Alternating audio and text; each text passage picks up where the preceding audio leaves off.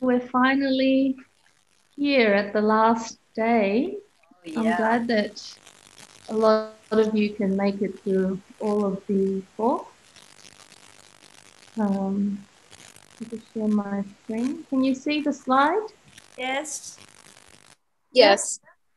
That's good. Let me just adjust my screen. Okay.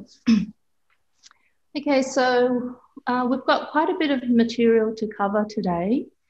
And I'll also try and leave some time at the end. If not, we can discuss a bit more after we officially wrap up today's talk with the 3 vows. So yesterday was day 3, and in terms of what we aim to cover for this series of talks, we've gone through the aspect of theories, the flow of life, and we began to touch on the interconnection of life. Now, in the first few topic areas, the discussions were focused on sentient beings and each life and how we continue to move from one life to the next. And sometimes this can unintentionally direct our focus and attention to separate individuals. So this next part on the interconnection of life now starts to slowly help us broaden our view and to see the mutual reliance and the mutual dependence between all beings. So that means although our practice is personal, each and every one of us has to practice in order to gain nirvana and liberation. The Mahayana practice in particular, we can only fully appreciate the need to practice by also taking into account how our connection with others and our connection with sentient beings is actually inseparable. And therefore, the Mahayana practice also has a very strong focus, and it's one of the key essentials, is the focus on compassion, and in particular, great compassion and the need to help other beings.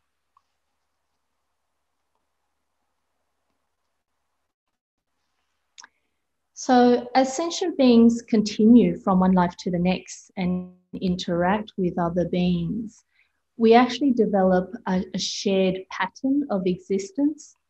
And what this means, for example, is when, a couple comes together, they get married and they have children.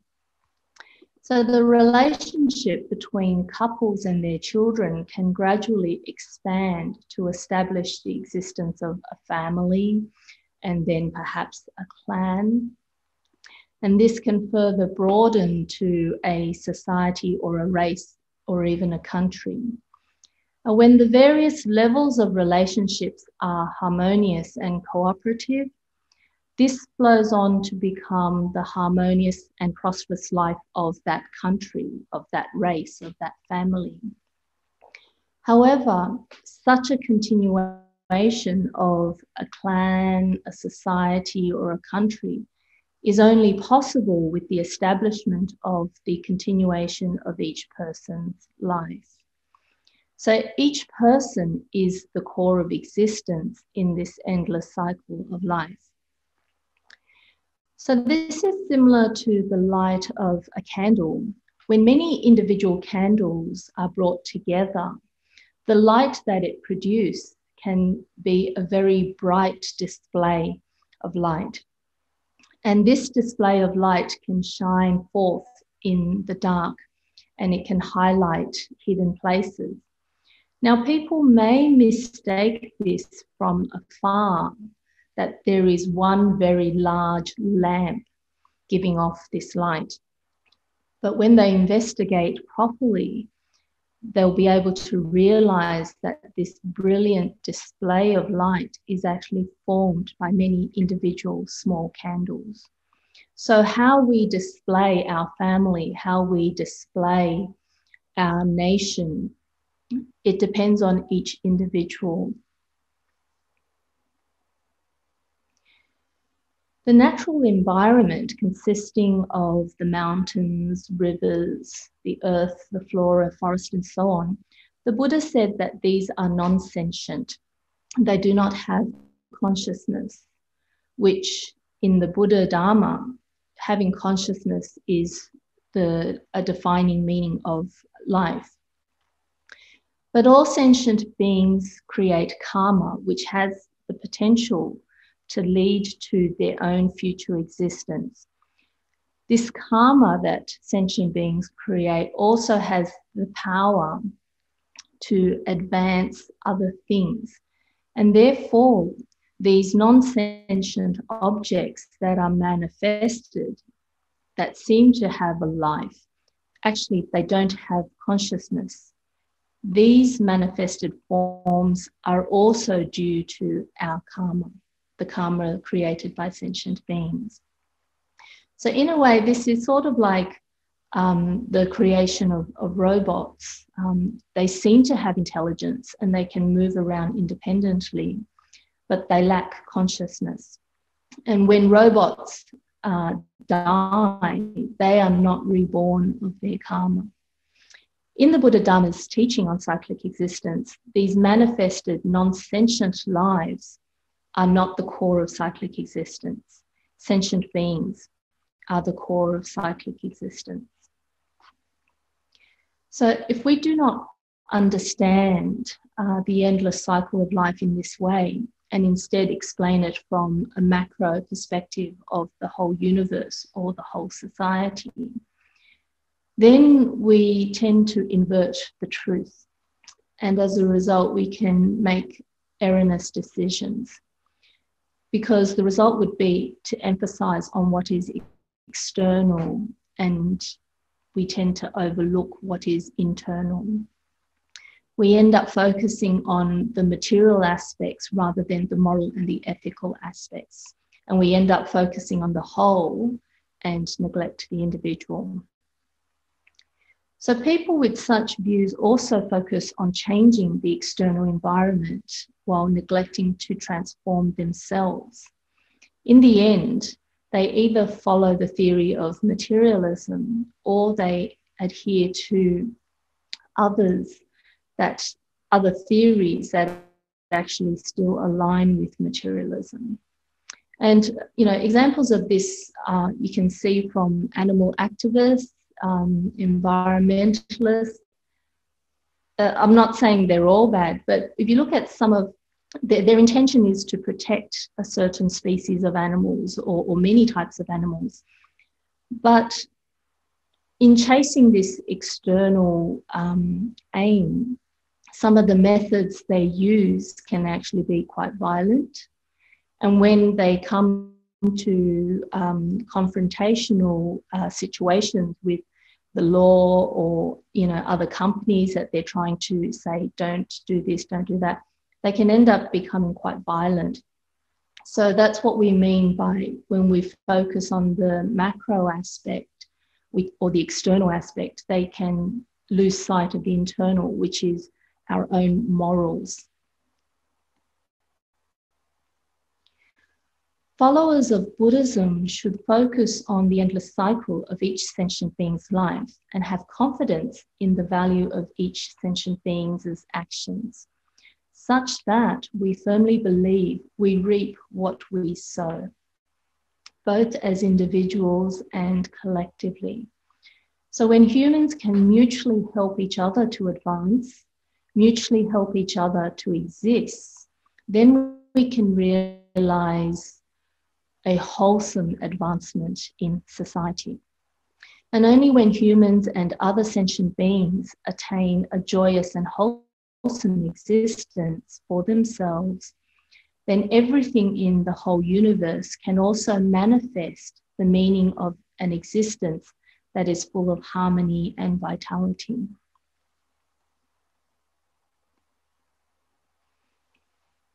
So life in this cyclic existence is an endless web of causes and effects, and each sentient being is like a knot on this web.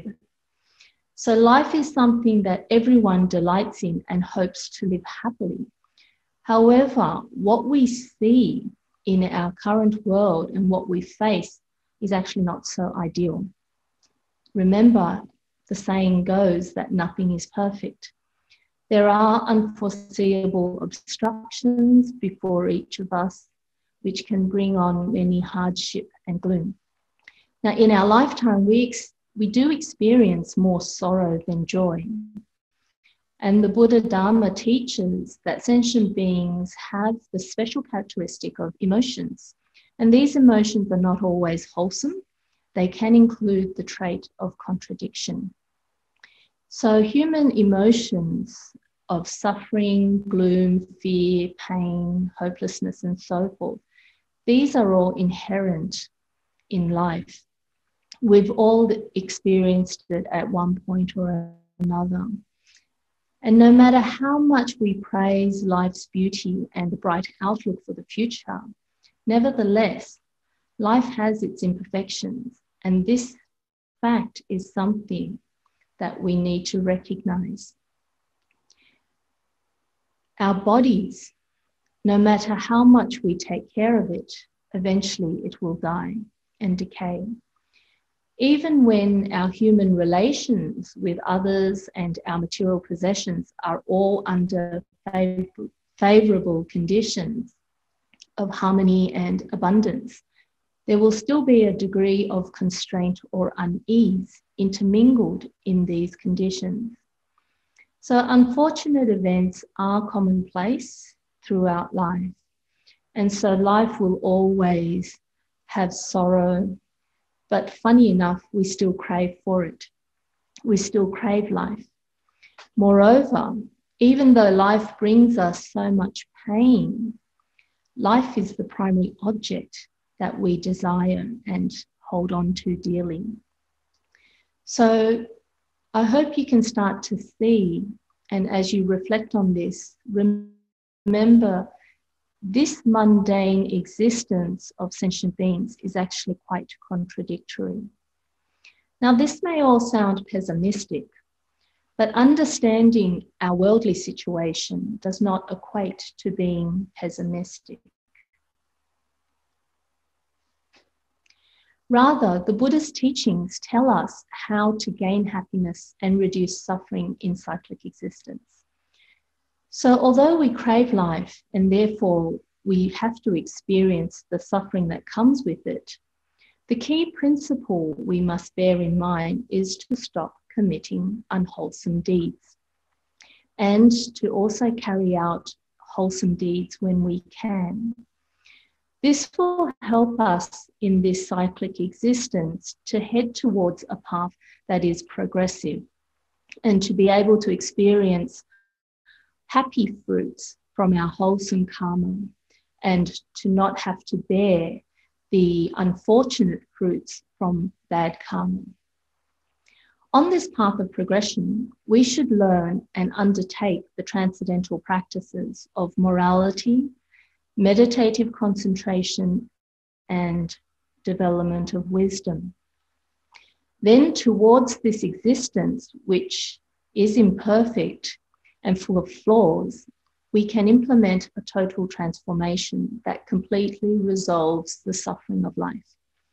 Remember, everything is impermanent, so this life can be changed. That is, we can purify and transform our cyclic existence into a life that is perfect. We can turn our imperfect world into a pure land. According to the Mahayana teachings, there are many pure lands that currently prevail in the Buddhist cosmos already. So our view about life will influence how we live our lives. Therefore, having a proper understanding of cyclic existence is important. It also supports the understanding of the doctrines on karma, impermanence, and the teachings about suffering and so forth. So remember, the teachings about suffering, we can say, falls under the teachings of the first noble truth. As always, I remind people when we learn the teachings and we're learning the Dharma, it should be able to help us practically and in a way that we can live and think and make decisions that affect ourselves and others in a positive way. So, for example, those who do not know the true meaning of life is suffering will develop incorrect views and instead interpret it to mean that this human life is meaningless. Now, as a consequence, they develop pessimism and they could lose the willpower to go on and work to improve themselves, even in this human life. So some people, will lose the interest to even get a job and so forth. And in fact, the term life is suffering does not have a pessimistic meaning at all. Rather, it refers to the state of experience. So when we come across such states, we will develop an experience that is not to our liking, which leads us to the emotions of suffering, pain, anxiety, and so on.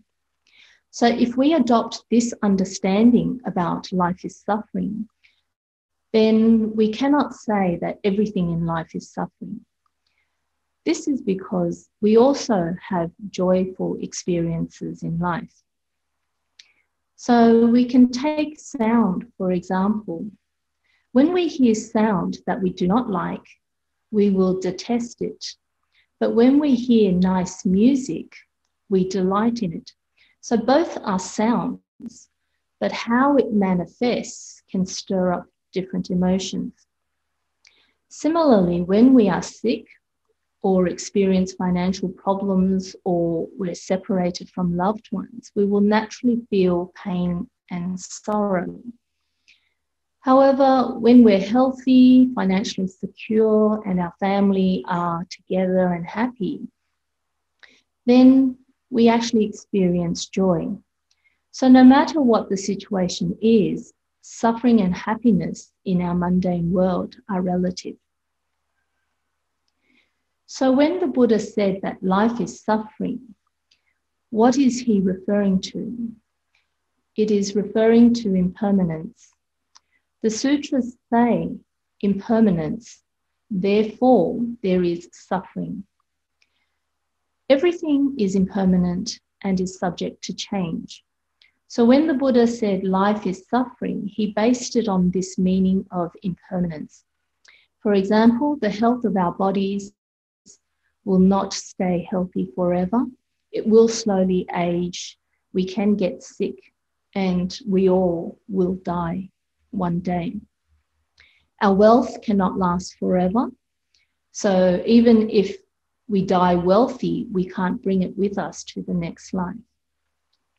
So we need to understand that because everything in life is impermanent, therefore the Buddha taught us that life is suffering. A key goal in Buddhism is not just to reveal that this present life is suffering or there is suffering, but more importantly, the Buddha also showed us that it can be transformed into a life that is happy, that into a life where we have freedom and purity. Buddhism also reveals the causes of suffering, and by removing these causes, we can avoid suffering. There are also causes leading to liberation and the Pure Lands. These are the transcendental teachings, and the Buddha Dharma teaches us how to practice towards the attainment of these transcendental goals. So the transcendental state of happiness and carefreeness and purity is all about the ideal state. This ideal state is full of hope, and it is something that everyone can attain.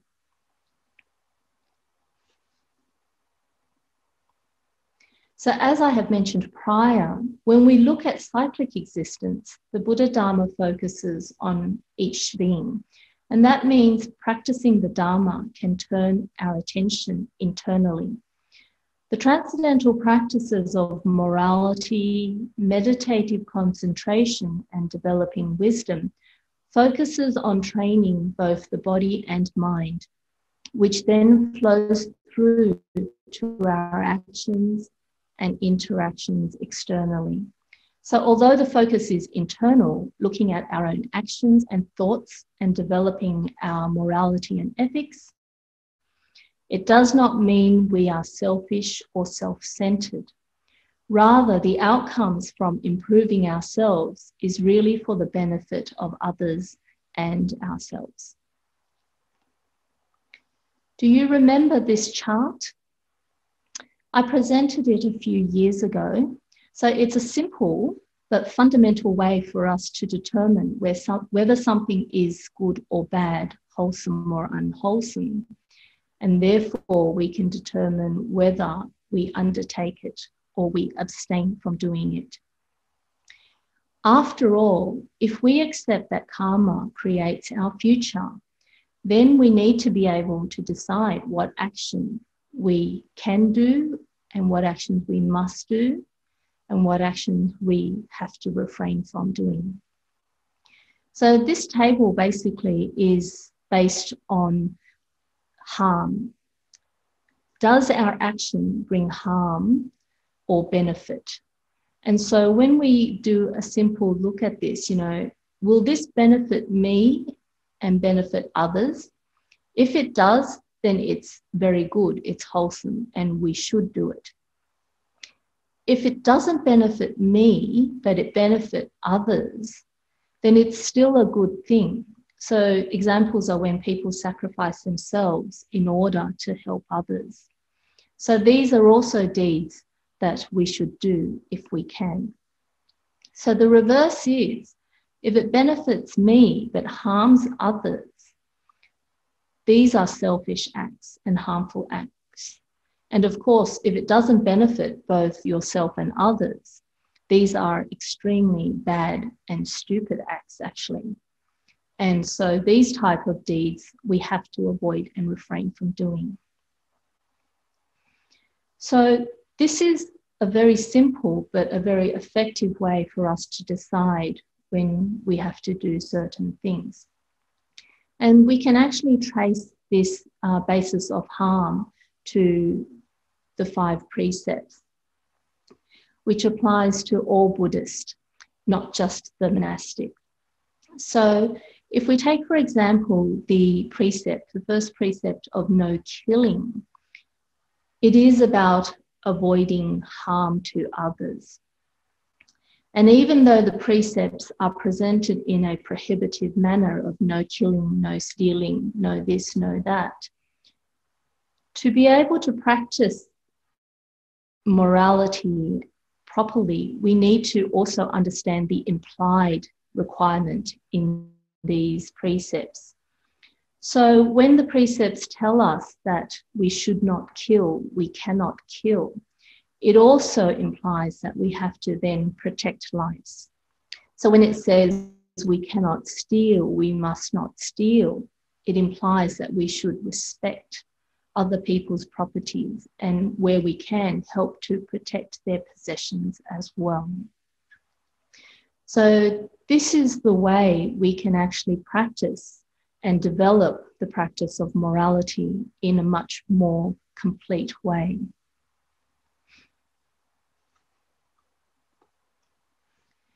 So the next transcendental practice is meditative concentration.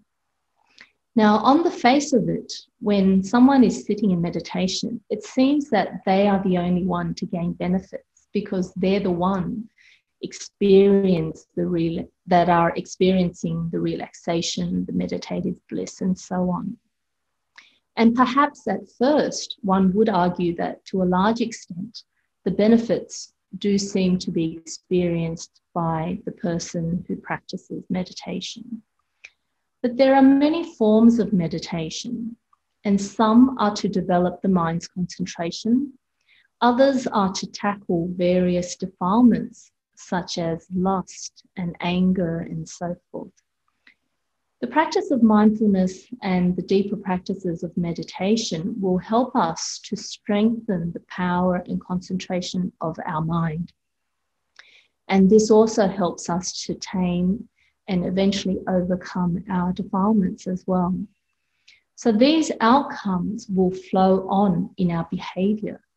Having better control of ourselves means we can choose how we interact with others and our environment and be conscious to make decisions that accord with the Buddha's teachings. Without the mental strength and discipline that we can gain from meditative practices, we can lose our temper very easily when someone nags us too much, or we can hold a grudge and carry out petty, revengeful acts on the annoying neighbour, perhaps. Or we can self-indulge in food and entertainment because the retreat is at home and not at the monastery where the monks and nuns are around to observe. So this discipline, this mental discipline, is something that benefits oneself, but also can benefit everyone else around us. So in Chinese, there is an idiom, and the meaning of this idiom is that when one is on their own and no one else is around to watch you, we need to be able to watch ourselves. We have to be mindful to still uphold righteous behavior. We need to be disciplined and prevent ourselves from doing wrong, even if it's just in our thoughts. Now, when we are being watched, there is an invisible force or pressure that keeps us on the straight and narrow. But when alone, without external scrutiny, it can be much harder.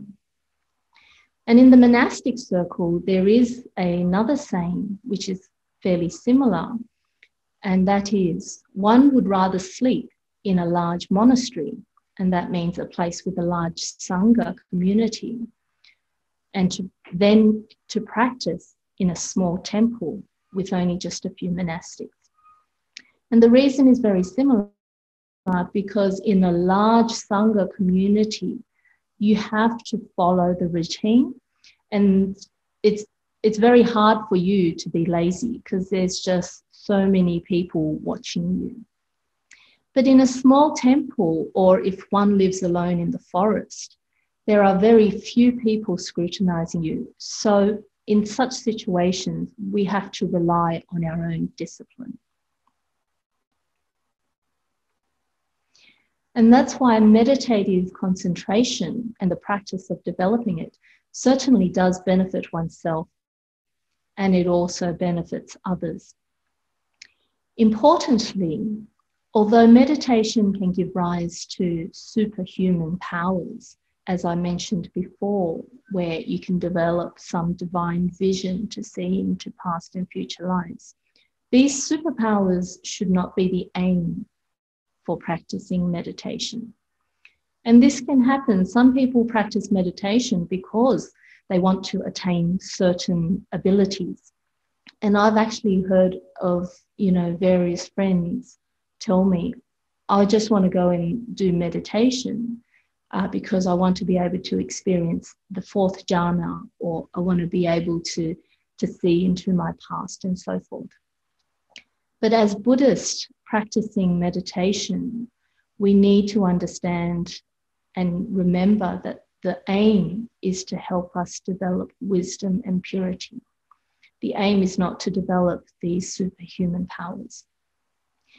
If there are any superhuman powers that we want to gain from meditation, it is the transcendental wisdom. That's the power that we want to seek from meditation. So the third transcendental practice is the development of wisdom. And back in 2017, the topic that I presented was on wisdom. And this was very technical, if some of you remembered. We looked at the different types of wisdom, the names for wisdom at the different stages of practice, and we looked at the stages of developing wisdom and so on. But the important thing that I hope you all remembered from that retreat is that wisdom is the dividing line between ordinary beings and sages. So the goal of practicing Buddhism is to perfect our wisdom, and with wisdom or prajna, we can become liberated and attain Buddhahood. So wisdom is the key to ending cyclic existence. Now, for those who deeply feel that life has so much suffering and they want out of it ASAP, then these people need to develop wisdom. Here, wisdom is not just any knowledge. It's the transcendental wisdom that allows you to penetrate to the truth of emptiness. Although wisdom is our ticket out of endless births and deaths, bodhisattvas use wisdom to skillfully remain in samsara and continue their work of helping sentient beings without being afflicted by the sufferings that come with the mundane existence. So with the wisdom of emptiness, although a bodhisattva may cycle through samsara, they are not afflicted by the suffering of cyclic existence. When we are able to develop our own wisdom, we too can rely on it to help us face the challenges in life and reduce the suffering we experience. Although our wisdom of emptiness has not reached the stage where it liberates us, nonetheless, having a good foundation in the practices that develop our wisdom can still help us live a life that is more stable and peaceful. And this will help us to be able to face and cope with life's challenges much better. When we say we need to develop wisdom, this does not mean we neglect other practices. I hope you remember the very first presentation I made back in 2016, and that was on the 3 essentials. So the first essential is faith or confidence in the Triple Gem. The second essential is loving kindness and compassion. And the third essential is wisdom. So these 3 are mutually supportive and they advance each other. Now, as beginners, we can start off with any one of these essentials, but we need to remember, in order for us to advance and not become stagnant in our practice, all 3 needs to be developed. And that is why wisdom or prajna, that is referred to in Buddhism, embodies the qualities of faith and confidence, compassion, tranquility, as well as the truth. So what this means is that wisdom can help us to establish confidence in the Triple Gem, such that we will not find ourselves lost or even contemplating giving up Buddhism when we meet with unfortunate situations. If we do lose our faith in Buddhism because of a bad incident, then that means we have not nurtured our confidence properly. True prajna is also founded on great compassion. True compassion accords with selflessness. So that means bodhisattvas carry out their work purely for the sake of others and to benefit others. The thought of themselves or the thought of what do I get out of this never even pops up. It does not cross their mind at all. It doesn't exist, that type of thinking. And that is why when people do not appreciate what they do or they scold and criticize the bodhisattvas, because they have true compassion and wisdom, the bodhisattvas do not get hurt. They do not complain that these people are so ungrateful. They do not feel that type of dispirited emotion when people show a negative reaction to the help that they've been given. Knowledge or pure rationality, on the other hand, can potentially give rise to arrogance and further attachment to oneself.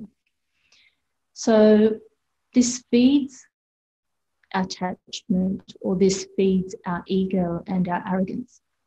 Therefore, as one's knowledge expands, there is also a potential for the ego, for arrogance to grow and incorrect views to develop. And therefore, in the Mahayana, there is the need to develop compassion. It is a fundamental building block. When compassion is boundless, then arrogance, the self, is melted away. Thus, it is important that perfect wisdom possesses the qualities of great compassion.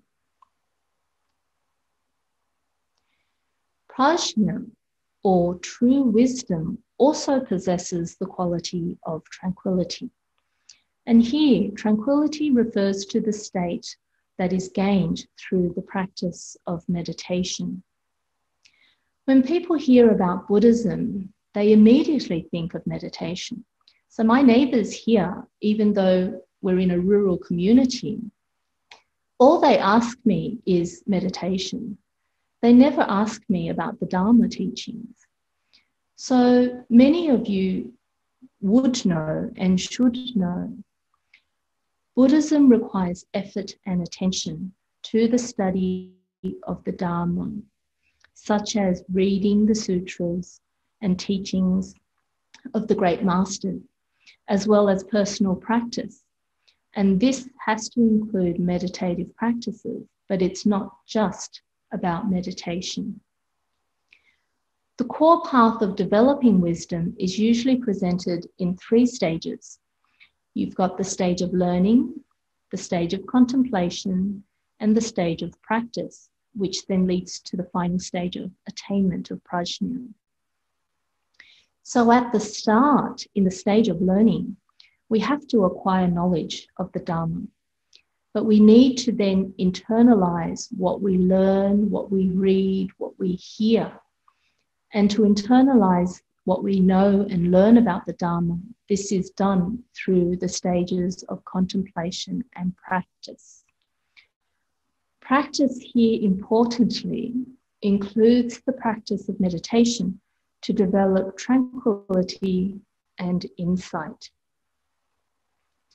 With tranquility and insight, one's knowledge of the Dharma can then transform into wisdom. Lastly, true prajna embodies the truth. We undertake all our practices and study to develop wisdom, to gain prajna. Ultimately, what we seek is insight into the truth of all dharmas. We want to gain realization of emptiness. And given that prajna is a transcendental wisdom, it transcends the duality that we normally function and recognize, that we normally function in and recognize. So this means true prajna and the truth are inseparable and cannot be distinguished at the transcendental level. They are one and the same. And that is why in the Avatamsaka Sutra, when referring to the state of realization, it says, there is no wisdom as subject that realizes the truth, and no truth as the object to be realized.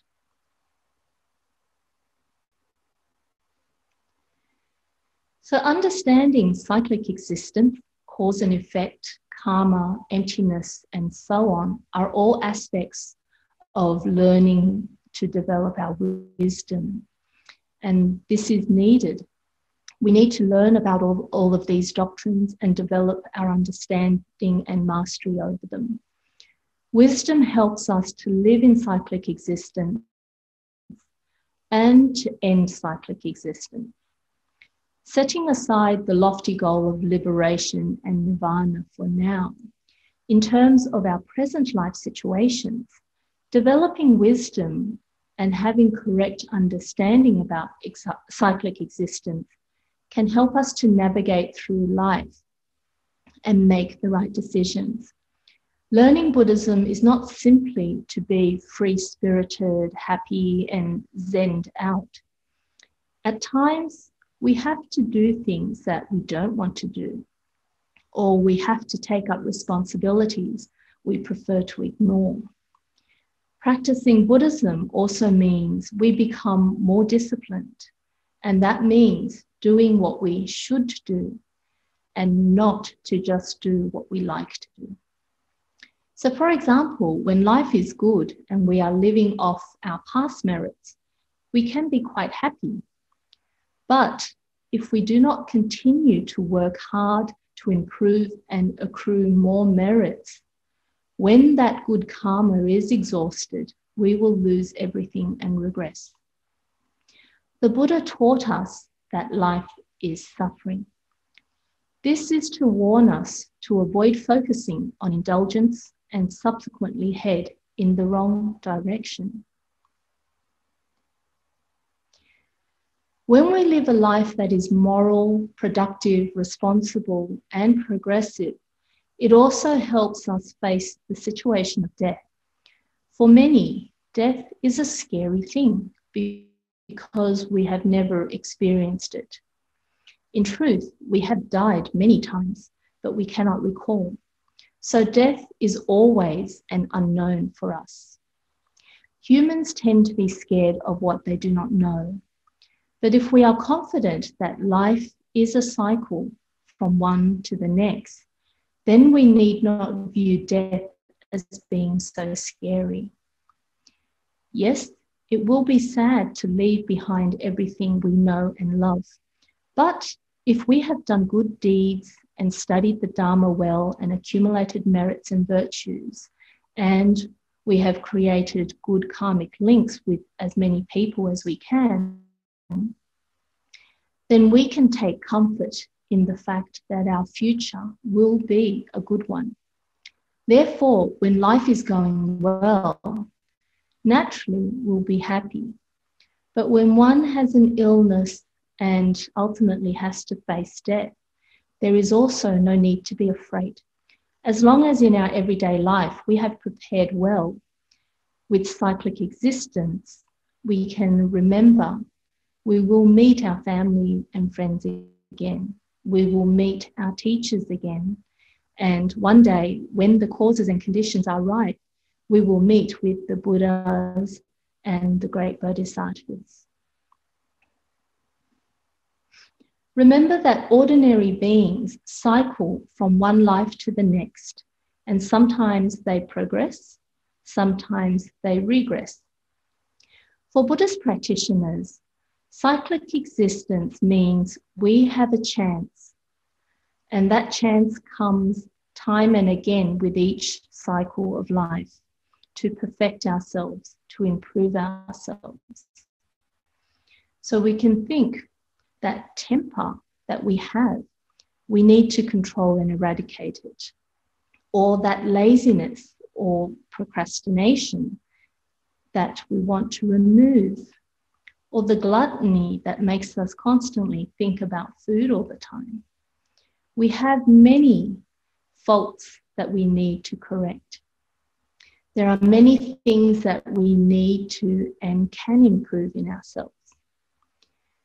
When we look at the sages, the arahats, and in particular the great bodhisattvas and the Buddhas, we should look carefully at their qualities and ask ourselves, do we have the beginnings of such qualities? Of course, I won't expect you all to have those qualities in its most complete form, but we need to reflect. Have we begun planting the seeds to nurture those qualities? If our goal is to follow in the Buddha's footsteps, we want to become a Buddha one day, So we need to start now. We need to start developing those virtues and qualities. If we only have this life, I think we're all doomed. We're truly doomed. But because life is cyclic, it comes again and again, it's not actually a death sentence. We can look at it as an opportunity to perfect ourselves, just like how the sages have done in the past.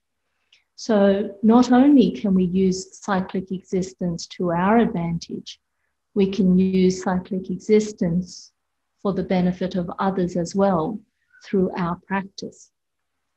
So when we practice, we benefit ourselves, and we should also try to encourage others to benefit themselves as well through practice. So I hope that you can understand with cyclic existence, it's how we view it. If we maintain the mundane outlook, then life is suffering.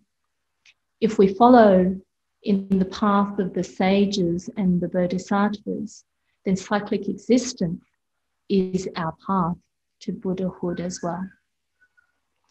So I'll finish the talk here, and I hope that you've all been able to gain something over these past 4 days. So we've got a few minutes left. Is there any questions?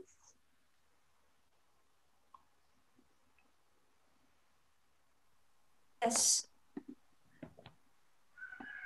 Yes?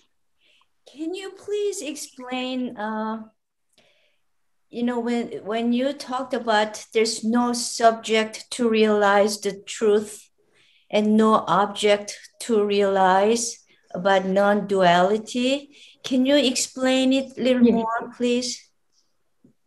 Sure. So when we talk about duality and non-duality, it's another way to help explain the way we experience this world. And the world we live in is often described with the term duality. So there's always this relativity. It's you versus me. It's right versus wrong. So there's always this dual aspect. And in a simple sense, we will also always say there is a subject and an object. So the subject is us, the person practicing, and the object is wisdom, nirvana, Buddhahood, the thing we're seeking to obtain. But this use of a dual form of subject and object is the way we can teach the Dharma, because as human beings, the way we understand things is with this type of duality. However, when you attain to the transcendental state, it's beyond duality. And so that's why we therefore say there is no more subject and no more object. The two are merged together at the transcendental level. And that is something that if our normal way and processes of thinking is in a dual state, it's almost impossible for us in the current mind frame to be able to conceptualize the state of that is transcendental. And so when the Buddha teaches us, it's trying to tell us in the transcendental state, all of this duality actually falls away. And that's why there is no subject that attains prajna and no object to be obtained. So, I mean, if you think about this in logical way, when you go beyond duality, that means I am the wisdom and the wisdom is me. Is that right? No, I don't quite get it.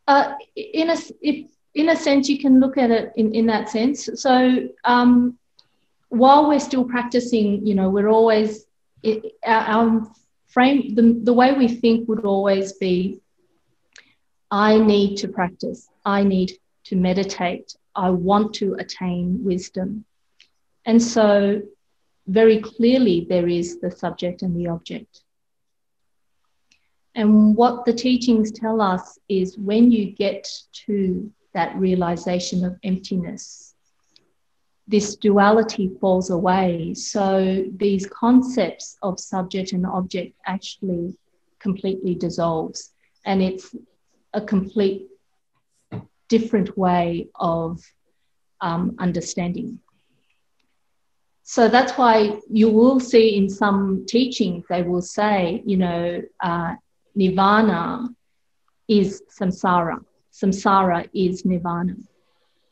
And that would be like what you said just then, I am wisdom and wisdom is me. But that is at the transcendental level where subject and object completely dissolves away when you fully penetrate emptiness. So in the Heart Sutra, there is a thing, it says there's nothing to realize. Is that related to this non-duality? That's the transcendental. Yes, that's at the transcendental level. Yeah. So for some people when they're studying, these sutras, and they read, particularly the prajna types of texts where you do have these teachings that say, form is emptiness, emptiness is form. Some people mistake this in the duality sense and therefore say, oh, so there's actually no difference. I can just keep going in this way. They need to understand that when the prajna teachings tell you, X from the mundane world is equal to Y in the transcendental world, this is at the transcendental level. And so if we apply that mundane understanding to a transcendental level, we will always mistake what its meaning is. Yeah. Thank you. Any further questions? You're welcome. Just one thing. Was the material okay or still confusing? Yes, Justine. It's just that when I deal with people, and I'm just, even on a personal level, I meet so many people from many different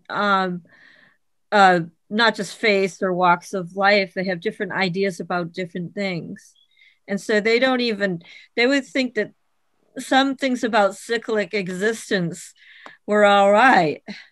And you kind of described some of the stuff earlier, but then the other thing is that there are a lot of people who believe in God. There's all these things about reality. I tend to look past what some people's beliefs or ideas are and instead look for the truth of what they're saying. There are some things that are just totally useless for me, but that doesn't mean I shouldn't, especially if somebody's dying, I should not fool with their whole system of things if there's some truth. Certainly, definitely. Yeah, of course. So, I mean, if you were helping someone who was a staunch Catholic and they were on their deathbed, definitely do not then go and say, hey, all your life you've been believing in a God that's not real. The truth is the Buddha said X, Y, Z. Go back to my little table of harm. Does it benefit me and does it benefit them? You can introduce, if they're up to it, you can say, oh, it's, your faith teaches you to be kind and to love everyone like your brothers and sisters because God created them as your whole family. You can try to maybe plant a little Dharma seed in them and say, oh, but don't forget, the Bodhisattvas are also your brothers and sisters. The Buddhas are also part of our family. You could try that if they're willing to accept it. Well, but at other times, yeah, it will benefit them to maintain the framework that they're used to so that at the point of death, they don't feel confused, they don't feel fear. If you go back to the teachings on karma we studied previously, the karma created by the mental activities at the point of death can significantly affect where they go in their next life. Yeah. So you go back to the of harm, you need to be careful with that. Yeah. Well, I mean, I just think that instead of thinking of the word God, where did the word God come from? Goodness. So maybe they're just talking about good and bad, and I mean, what else? Yeah, it'll just depend on that particular person. It'll depend on that particular person, and it may be the case that the wisest thing to do is to actually find someone of their faith to provide them with that end of life spiritual support, rather than us having our bliss support to go in. Yeah. It doesn't matter. I understand because I was brought up in a certain, Catholic. I went to Catholic school all the way through, but that doesn't mean. I mean, I look at the interconnectedness of ideas and interdependence that's been described, and I try to weave that into the fabric of it or whatever. Yes, if you can do that, skillfully, as bodhisattvas do, going about helping others, then that's fine. Yeah. Yeah, I didn't say it was easy. No, it's not. It's not. Helping someone through the dying process is both a gift, but it can be a challenge as well. Yeah.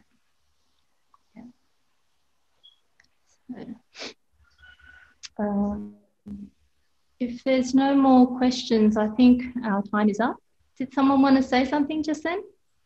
Oh, I was just going to say that I like the optimistic statement that you made in the last pointer. Says existence is not a death sentence, it's an opportunity.